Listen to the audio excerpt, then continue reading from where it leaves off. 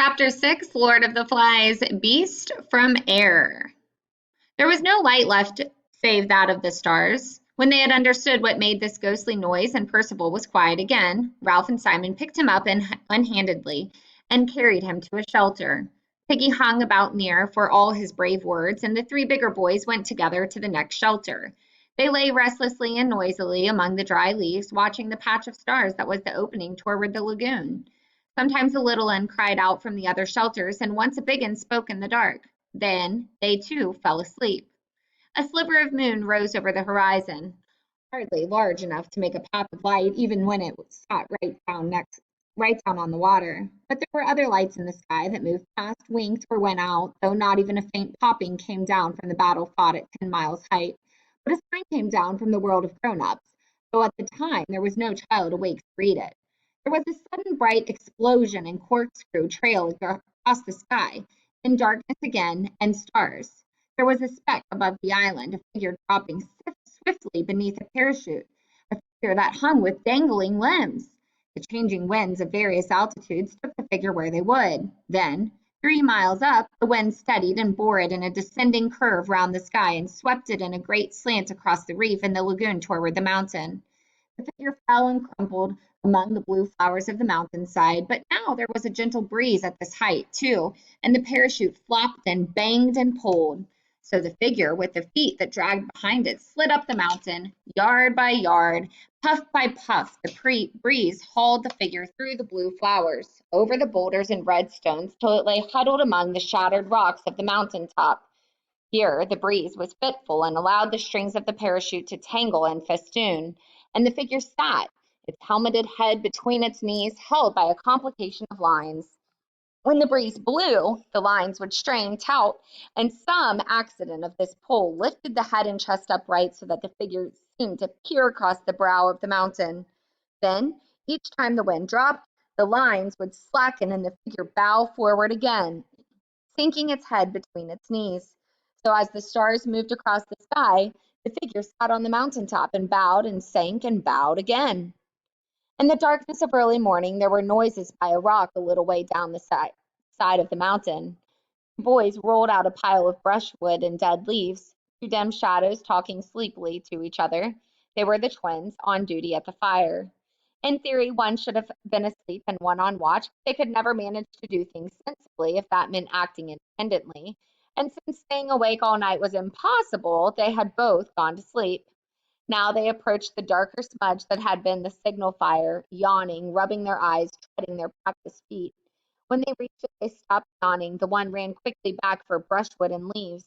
The other knelt down. I believe it's out. He fiddled with the sticks that were pushed into his hands. No. He lay down and put his lips close to the smudge and blew softly. His face appeared, lit redly.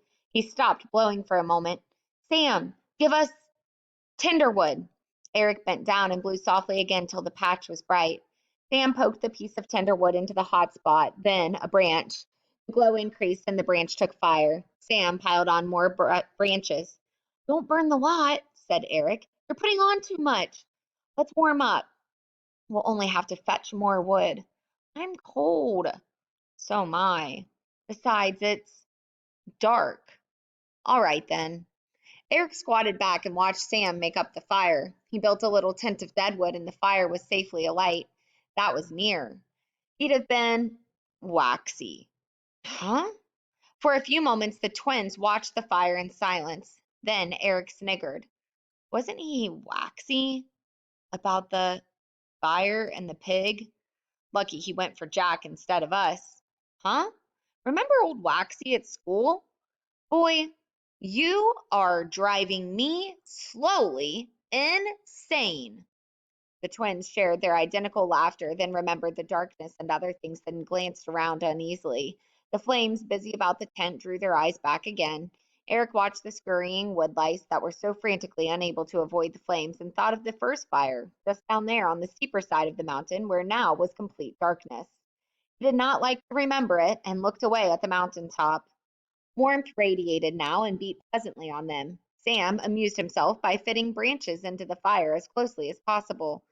Eric spread out his hands, searching for the distance at which the heat was just bearable. Idly, Looking beyond the fire, he resettled the scattered rocks from their flat shadows into daylight contours. Just there was the big rock, and the three stones there, that split rock, and there beyond was a gap. Just there. Sam. Huh? Nothing. The flames were mastering the branches, the bark was curling and falling away, the wood exploding.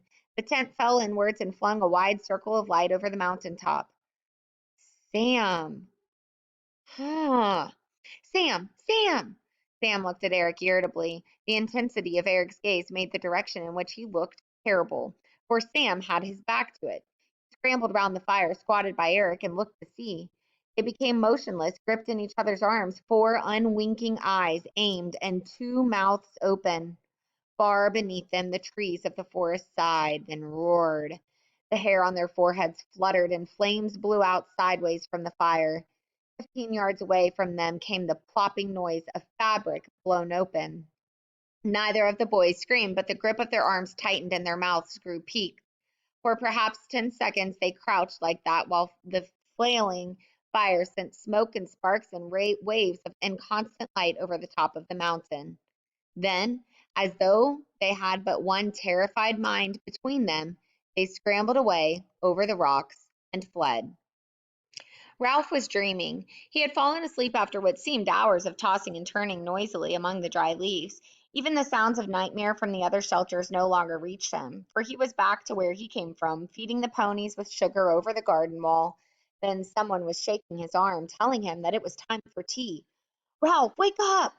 The leaves were roaring like the sea. Ralph, wake up! What's the matter? We saw the beast. Plain. Who are you? The twins? We saw the beast. Quiet, Piggy. The leaves were roaring still. Piggy bumped into him, and a twin grabbed him as he made for the oblong of paling stars. You can't go out. It's horrible. Piggy, where are the spears? I can hear the... Quiet then. Lie still. They lay there listening, at first with doubt, but then with terror to this description the twins breathed at them between bouts of extreme silence. Soon the darkness was full of claws, full of the awful unknown and menace. An interminable dawn faded the stars out, and at last night, sad and gray, filtered into the shelter. They began to stir, though still the world outside the shelter was impossibly dangerous. The maze of the darkness sorted into near and far, and at the high point of the sky the cloudlets were warmed with color. A single seabird flapped upwards with a hoarse cry that was echoed presently, and something squawked at the forest. Now streaks of cloud near the horizon began to glow rosily, and the feathery tops of the palms were green. Ralph knelt in the entrance to the shelter and peered cautiously around him. Sam and Eric, call them to an assembly. Quietly. Go on. The twins, holding tremulously to each other, dared the few yards to the next shelter and spread the dreadful news. Ralph stood up and walked for the sake of dignity, though with his back pricking to the platform. Peggy and Simon followed him, and the other boys came sneaking after. Ralph took the conch from where it lay on the polished seat and held it to his lips, but then he hesitated and did not blow. He held the shell up instead and showed it to them, and they understood. The rays of the sun that were fanning upwards from below the horizon swung downwards to eye level. Ralph looked for a moment at the growing slice of gold that lit them from the right hand and seemed to make speech impossible. The circle of boys before him bristled with hunting spears. He handed the conch to Eric, the nearest of the twins. We've seen the beast with our own eyes. No, we weren't asleep. Sam took up the story. By custom now one conch did for both twins, for their substantial unity was recognized. It was fury. There was something moving behind its head, wings. The beast moved too. That was awful. It kind of sat up. The fire was bright. We'd just made it up. More sticks on. There were eyes, teeth, claws. We ran as fast as we could, bashed into things. The beast followed us. I saw it slinking behind the trees. Nearly touched me. Ralph pointed fearfully at Eric's face, which was striped with scars where the bushes had torn him. How did you do that? Eric felt his face. Oh, I'm all rough. Am I bleeding? The circle of boys shrank away in horror. Johnny, yawning still, burst into noisy tears and was slapped by Bill till he choked on them. The bright morning was full of threats, and the circle began to change. It faced out rather than in, and the spears of sharpened wood were like a fence. Jack called them back to the center. This'll be a real hunt. Who will come? Ralph moved impatiently. These spears are made of wood. Don't be silly. Jack sneered at him, frightened. Of course I'm frightened. Who wouldn't be? He turned to the twins, yearning but hopeless. I suppose you aren't pulling our legs? The reply was too emphatic for anyone to doubt them. Piggy took the conch. Couldn't we kind of stay here? Maybe the beast won't come near us. But for the sense of something watching them, Ralph would have shouted at him. Stay here and be cramped into this bit of the island, always on the lookout? How should we get our food? And what about the fire? Let's be moving, said Jack relentlessly. We're wasting time. No, we're not. What about the little uns? Sucks to the little uns. Someone's got to look after them. Nobody has so far. There was no need. Now there is. Piggy'll look after them. That's right. Keep Piggy out of danger. Have some sense. What can Piggy do with only one eye? The rest of the boys were looking from Jack to Ralph curiously. And another thing, you can't have an ordinary hunt because the beast doesn't leave tracks. If it did, you'd have seen them. For all we know, the beast may swing through the trees like what's its name? They nodded. So we've got to think.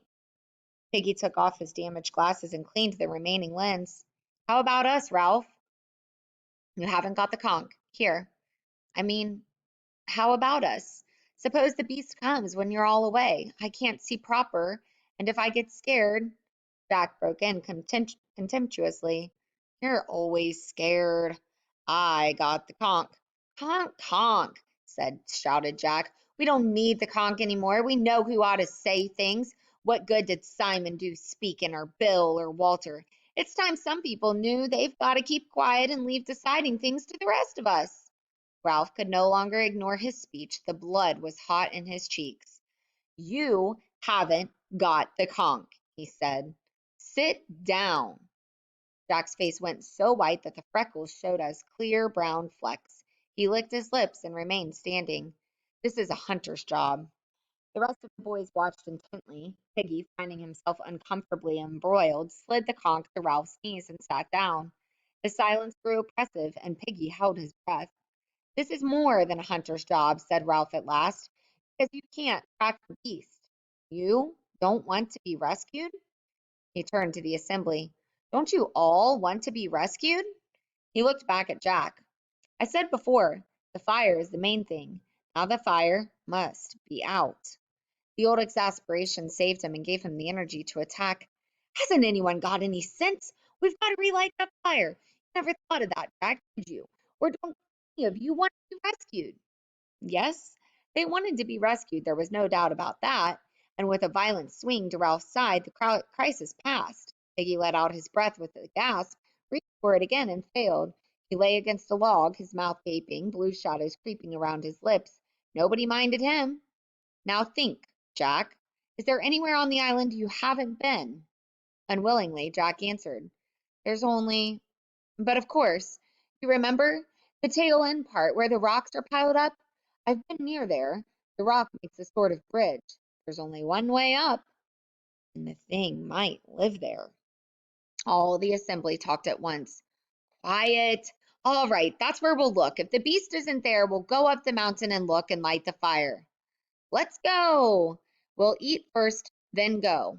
Ralph paused. We better take spears.